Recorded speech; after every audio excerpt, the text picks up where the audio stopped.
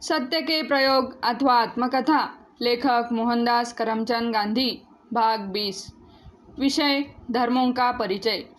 विलायत में रहते मुझे कोई 1 साल हुआ होगा। इस बीच 2 थियोसॉफिस्ट मित्रों से मेरी पहचान हुई।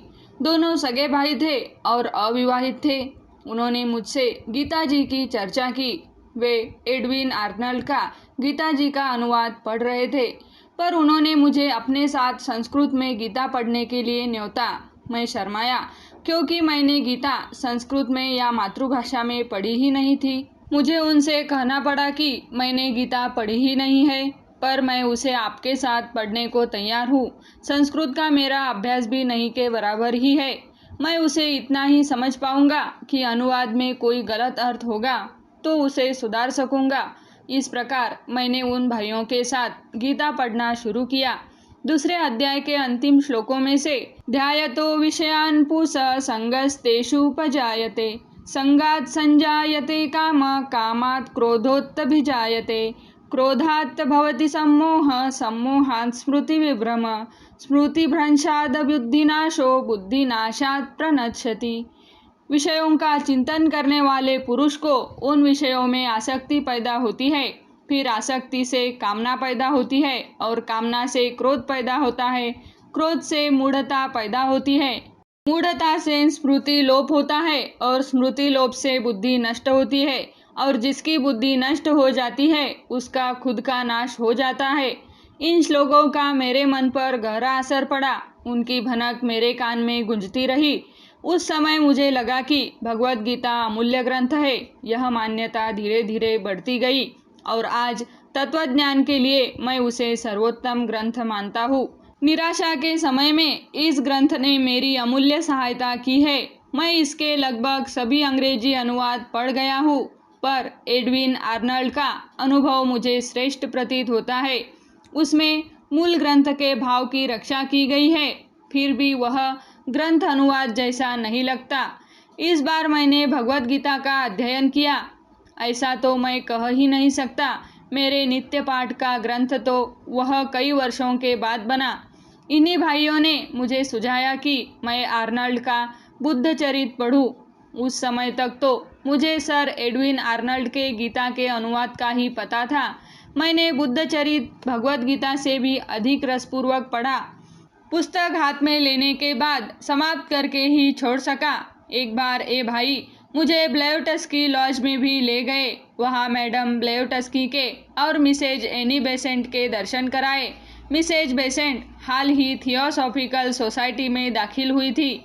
इससे समाचार पत्रों में इस संबंध की जो चर्चा चलती थी उसे मैं दिलचस्पी के साथ पढ़ा करता था।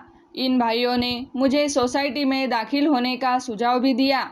मैंने नम्रतापूर्वक इनकार किया और कहा, मेरा धर्म ज्ञान नहीं के बराबर है, इसलिए मैं किसी पंथ में सम्मिलित होना नहीं चाहता। मेरा कुछ ऐसा ख्याल है कि इन्हीं भाइयों के कहने से मैंने मैडम ब्लेवटस्की की पुस्तक की टू थियोसॉफी मतलब थियोसॉफी की कुंजी पढ़ी थी। उससे हिंदू धर्म की पुस्तकें पढ़ने की इच्छा पैदा हुई और पादरियों के मुंह से सुना हुआ यह ख्याल दिल से निकल गया कि हिंदू धर्म अंधविश्वासों से ही भरा हुआ है। इन्हीं दिनों एक अन्नाहारी छात्रावास में मुझे मैनचेस्टर के एक ईसाई सज्जन मिले। उन्होंने मुझसे धर्म की चर्चा की। मैंने उन्हें राजकोट का अपना संस्मरण सुनाया। वे सुनकर दुखी हुए। उन्होंने कहा, मैं स्वयं अन्नाहारी हूँ, मद्यपान भी नहीं करता। यह सच है कि बहुत से ईसाई मांस खाते हैं और शराब पीते हैं, पर इस धर्म में 2 में से एक भी वस्तु का सेवन करना कर्तव्य रूप नहीं है। मेरी सलाह है कि आप बाइबल पढ़ें। मैंने उनकी यह सलाह मान ली। उन्होंने बाइबल खरीद कर मुझे दी।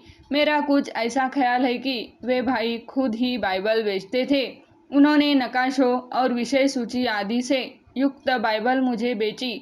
मैंने उसे पढ़ना शुरू किया, पर मैं पुराना इकरार तो पढ़ ही न सका। जेनेसिस सृष्टि रचना के प्रकरण के बाद तो पढ़ते समय मुझे नींद ही आ जाती। मुझे याद है कि मैंने बाइबल पढ़ी है, यह कह सकने के लिए मैंने बिना रस के और बिना समझे दूसरे प्रकरण बहुत कष्टपूर्वक पढ़े थे। नंबर्स नामक प्रकरण पढ़ते पढ़ते मेरा जी उचट गया था। पर जब नए इकरार पर आया तो कुछ और ही असर हुआ। ईसा के गिरी प्रवचन का मुझ पर बहुत अच्छा प्रभाव पड़ा। उसे मैंने हृदय में बसा लिया। बुद्धि ने गीता जी के साथ उसकी तुलना की। जो तुझसे कुर्ता मांगे उसे अंगरखा भी दे दे। जो तेरे दाहिने गाल पर तमाचा मारे बाया गाल भी उसके सामने कर दे। यह पढ़कर मुझे अपार आनंद हुआ। श्यामल भट्ट के छप्पई की याद आ गई। मेरे बालमन ने गीता, आर्नल्ड क्रूथ, बुद्धचरित और ईसा के वचनों का एकीकरण किया। मन को यह बात जंच गई कि त्याग में धर्म है।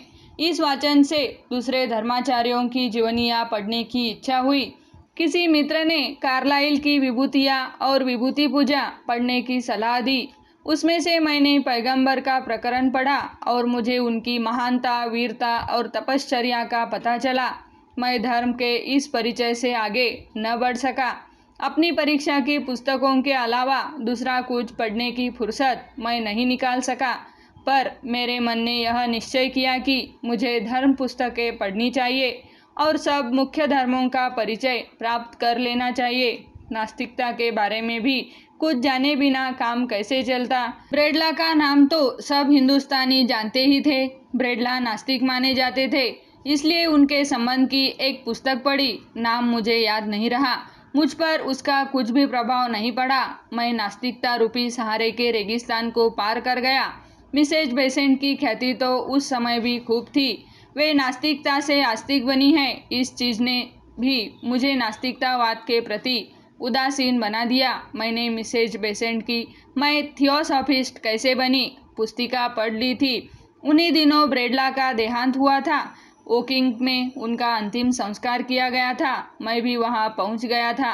मेरा ख्याल है कि वहां रहने वाले हिंदुस्तानियों में से तो एक भी बाकी नहीं बचा होगा। कई पादरी भी उनके प्रति अपना सम्मान प्रकट करने के लिए आए थे। वापस लौटते हुए हम सब एक जगह रेलगाड़ी की राह देखते खड़े थे। वहां उस दल में से किसी पहलवान नास्तिक ने इन पादरियों में से एक के साथ जिरह शुरू की। क्यों साहब, आप कहते हैं ना कि ईश्वर है? उन भद्र पुरुष ने धीमी आवाज में उत्तर दिया। हाँ, मैं कहता तो हूँ। वह हंसा और मानो पादरी को मात दे रहा हो इस ढंग से बोला। अच्छा, आप तो यह स्वीकार करते हैं ना कि पृथ्वी की परिधि 28,000 मील है? अवश्य। तो कहिए ईश्वर का कद कितना होगा और वह कहाँ रहता होगा? अगर हम समझे तो वह हम दोनों के हृदय में वास करता है। बच्चों को फुसलाइए, बच्चों को, कहकर उस योद्धा ने अपने आसपास खड़े हुए हम लोगों की तरफ विजय की दृष्टि से देखा। पादरी नम्रतापूर्वक मौन रहे। इस संवाद के कारण नास्तिकतावाद के प्रति मेरी अरुचि और बढ़ गई। यह प्रयास अच्छा लगे तो चैनल को सब्सक्राइब, लाइक और शेयर करें। धन्यवाद।